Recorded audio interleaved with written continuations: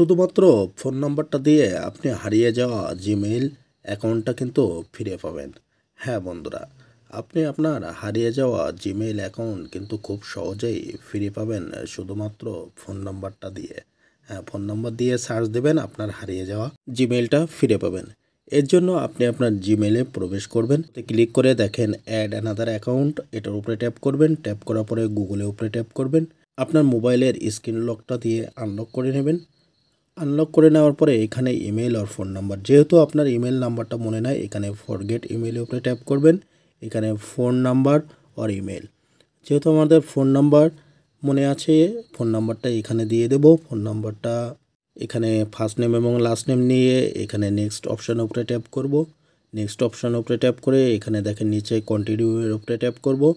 কন্টিনিউর উপরে ট্যাপ করার পরে ওই ফোনে কিন্তু একটা কোড যাবে, সেই কোডটা কিন্তু এখানে ইনপুট করতে হবে। অর্থাৎ ওই যে নাম্বারটা এখানে দিয়েছিলাম সেই নাম্বারকে কিন্তু একটা কোড গিয়েছে, সেই কোডটা এখানে ইনপুট করার পরে দেখেন আমার নামে যে ইমেলটা ছিল সেটা কিন্তু এখানে শো করছে।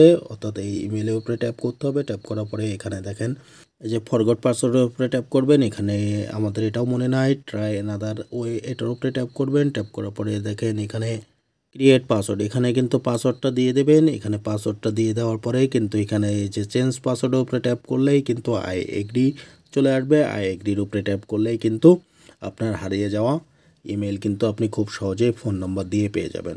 ভিডিওটি এ পর্যন্ত, এতক্ষণ সাথে থাকার জন্য ধন্যবাদ।